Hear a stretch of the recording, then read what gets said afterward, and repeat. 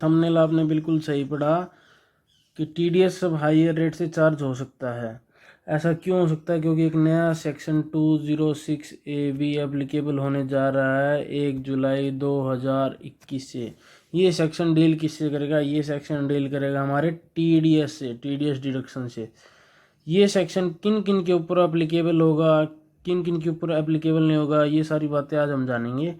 सबसे पहली बात, ये सेक्शन एप्लीकेबल हो क्यों रहा है? ये सेक्शन एप्लीकेबल इसलिए हो रहा है कि कुछ पर्सन्स हैं जो अपनी आईटीआर्स फाइल नहीं कर रहे हैं। ये आईटीआर्स अपनी फाइल नहीं कर रहे हैं, तो अब गवर्नमेंट चाहती है इनके ऊपर टीडीएस हायर रेट से चार्ज हो। ये सेक्शन बेसिकली 206 ए भी है, जो ये प्रपोज कर दिया गया था यूनियन बजट में, और अब 1 जुलाई से ये लागू होने जा रहा है। तो ये 206 ए भी जो है ये किन के ऊपर लागू होगा? जो अपनी प्रीवियस 2 ईयर्स की आईटीआर फाइल नहीं करेंगे और इसके साथ साथ उनका टीडीएस 50,000 रुपये ईच, दोनों सालों में 50,000 रुपये कटा होगा। तो ऐसे लोग वैसे तो बहुत कम मिलेंगे, पर जो कुछ लोग मिलेंगे तो अब गवर्नमेंट उनके ऊपर हायर रेट से टीडीएस चार्ज करेगी। ठीक है। एक और बात मैं आपको बता दूं कि ये जो सेक्शन 206 ये भी है, ये भी सैलरी पे नहीं लगा है, ये ठीक है। ये पीएफ पे भी नहीं लगा है, लॉटरी पे, हॉर्स राइडिंग पे और कई चीज़ों पे नहीं लगा है। ये ज़्यादा इफेक्ट नहीं करेगा, ये करेगा कॉन्ट्रैक्टर्स को, ये करेगा कमीशंस को, कमीशन एजेंट्स को।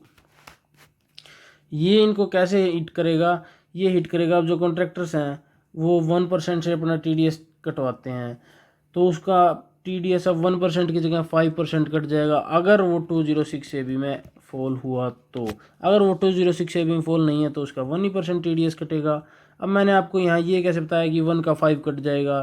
तो ये भी गवर्नमेंट ने लिखा हुआ है कि जो हमारा नॉर्मल रेट था टीडीएस का, उसका डबल रेट से टैक्स कटेगा हाइयर रेट में, या फिर 5%। ये अब डबल और 5% का क्या चक्कर है? ये डबल और 5% ये ऐसी बात है, एक तो पहले जो नॉर्मल रेट थी हमारी उसका डबल टीडीएस, या फिर 5%, और इन दोनों में से जो हायर होगा वो टीडीएस चार्ज होगा। अब कर लेते हैं थोड़ी सी इम्पोर्टेंट बात। इम्पोर्टेंट बात यहाँ ये बात है समझने वाली कि अब आपको पिछले 2 सालों की आईटीआर देखनी है कि उसने फाइल की है नहीं कही। अब पिछले 2 साल हो गए, 20-21, 19-20 और 18-19। तो यहाँ पे अब आप 1 जुलाई 2021 को 19-20 और 18-19 को देखेंगे, ना कि 20-21 और 19-20 को। ऐसा क्यों? क्योंकि अभी ये जो पीरियड है 20-21, इसकी आईटीआर की लास्ट डेट नहीं गई है। तो अभी आप 19-20 और 18-19 को देखें। जब इसकी आईटीआर की लास्ट डेट चली जाएगी, जब आप 20-21 और 19-20 को देखेंगे, ये 206 एप्लीकेबल होने के लिए। एक और इम्पोर्टेंट बात, अब मान लो कोई कॉन्ट्रैक्टर के ऊपर 1% टीडीएस लग रहा है, तो डबल तो हो गया उसका 2% हायर रेट में। अब गवर्नमेंट कहती है इसके ऊपर 2% नहीं 5% लगेगा। ऐसा क्यों? क्योंकि गवर्नमेंट ने ऊपर लिखा था कि इन दोनों में से जो हायर होगा वो लगेगा, तो 5% लगेगा, 1% का 5%। अब किसी का टीडीएस 10% कट रहा है तो उसका 20%, किसी का 20 कट रहा है तो 40, ऐसे ही टीडीएस अब चार्ज होगा हायर रेट में। अब बात आती है हमारे डिडक्टर पे, जो कि टीडीएस काटता है और गवर्नमेंट को जमा कराता है। अब इसमें यहाँ इसकी क्या लायबिलिटी बनेगी? इसकी लायबिलिटी ये बनेगी कि ये पहले चेक करे कि कोई बंदा 206 ए बी में एप्लीकेबल हो रहा है या नहीं हो रहा है। अगर कोई बंदा 206 ए बी में एप्लीकेबल हो रहा है तो उसका टीडीएस हाई रेट से काट ले पहले ही। अगर उसने उसका टीडीएस नॉर्मल रेट से काट दिया जो 206 ए बी में एप्लीकेबल हो रहा है, तो जब वो अपनी टीडीएस की रिटर्न फाइल करेगा डिडक्टर, तो उसमें तो वो 1% से ही दिखा देगा या कम परसेंट से दिखाएगा, नॉर्मल रेट से दिखाएगा, हायर रेट से नहीं दिखाएगा। तो इससे क्या होगा? उसके 10 नंबर के ऊपर एक डिमांड खड़ी हो जाएगी कि आपने किसी बंदे का टीडीएस नॉर्मल रेट से काटा है और हायर रेट से कटना था। तो इससे क्या होगा, अब वो उस पर्सन का टीडीएस हाइयर रेट से काट देगा, 5%, 10% एक की बजाय। तो इससे क्या होगा, अभी इतने टाइम में तो उसके ऊपर इंटरेस्ट चार्ज हो जाएगा, पेनल्टी लग जाएगी। ये पेनल्टी लायबल किसके लिए हो जाएगी, डिडक्टर के लिए। तो डिडक्टर सबसे पहली सावधानी वाली बात कि अपना चेक कर लें 206 में जो एप्लीकेबल हो रहा है उनका हाइयर रेट से काटें, जो नहीं हो रहा है उसको नॉर्मल रेट से चलने दें।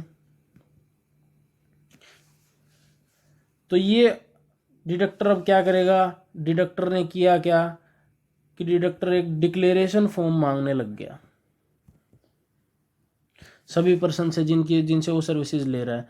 इस डिक्लेरेशन फॉर्म में उसने क्या देखा कि 2 साल की आईटीआर इसने बंदे ने फाइल कर रखी है या नहीं कर रखी है, इसका 50,000 रुपये टीडीएस कटा हुआ है या नहीं कटा हुआ।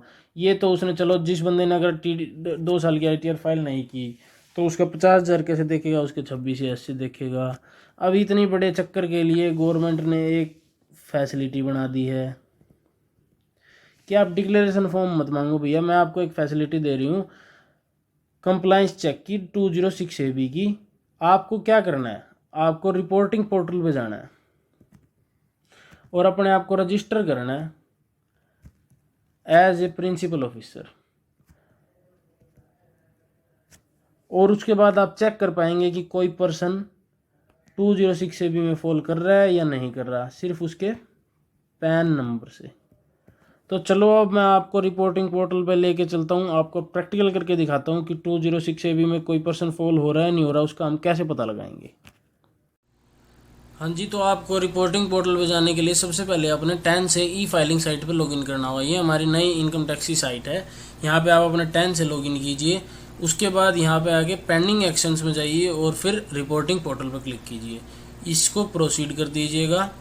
उसके बाद यहाँ न्यू रजिस्ट्रेशन आएगा रिपोर्टिंग पोर्टल पे, ये आपका रिपोर्टिंग पोर्टल ओपन है इस टाइम, इसको कंटिन्यू कीजिए। कंटिन्यू करने के बाद ये आपको कहेगा compliance check tax deductor and collector, यहाँ पर ये चूज़ कीजिए। उसके बाद यहाँ नेक्स्ट कर दीजिए। नेक्स्ट करने के बाद ये आपसे सारी डिटेल्स मांगेगा, इनको फिल कीजिए और ऐड प्रिंसिपल ऑफिसर पे क्लिक कीजिए। ये सब कुछ फिल करने के बाद आपके पास एक नई विंडो आएगी। उसके बाद आपने यहाँ करना है सारी इन्फॉर्मेशन, आपने यहाँ सब कुछ भर के इसको आपने सबमिट पर क्लिक कर देना है। यहाँ पर आपकी डिटेल सक्सेसफुली सबमिट होने के बाद आप यहाँ से डाउनलोड एक्नॉलेजमेंट PDF भी कर सकते हैं। और यहाँ पर अब आपने कंटिन्यू टू लॉगिन करना है। जैसे ही आप कंटिन्यू टू लॉगिन पे क्लिक करेंगे, यहाँ आपके पास रिपोर्टिंग पोर्टल फिर अगेन खुल जाएगा। उसके बाद आपने यहाँ पे तो अब आपने अपने पैन नंबर से और या आपकी मेल पे जो टेम्परेरी पासवर्ड आया है उससे यहाँ पे लॉगिन करना है। लॉगिन करने के बाद आपके पास आ जाएगा यहाँ फॉर्म टाइप। यहाँ फॉर्म टाइप में सेलेक्ट कीजिए compliance check tax deductor and collector, यहाँ से जाके आपका 206 भी चेक होगा।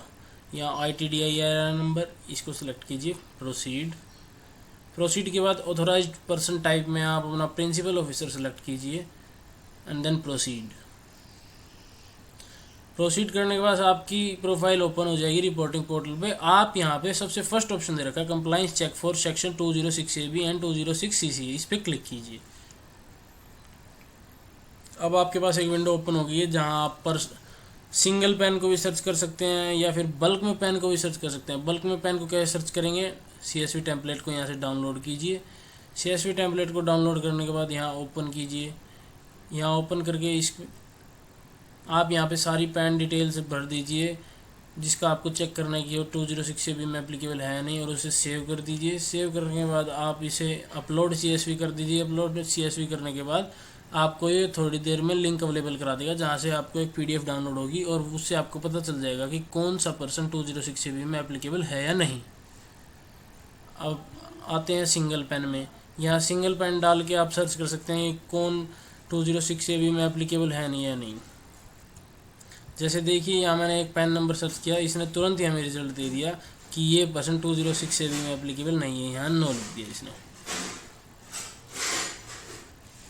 अब लास्ट एंड इम्पोर्टेंट बात, आप इसे ज़रूर चेक करके ही किसी का TDS काटिएगा, नॉर्मल रेट से हाइयर रेट से। अगर आपने गलती से नॉर्मल रेट से काट दिया जिसका हाइयर रेट से TDS कटना था, तो आपके ऊपर बाद में इंटरेस्ट चार्ज होगा, आप उससे दोबारा TDS उसका काटेंगे तो बहुत बड़ा प्रोसीजर हो जाएगा, इसलिए ध्यान से करिएगा। अगर वीडियो इन्फॉर्मेटिव लगी हो तो शेयर कर देना और ऐसी रेलिवेंट इन्फॉर्मेशन के लिए चैनल को सब्सक्राइब कर लें।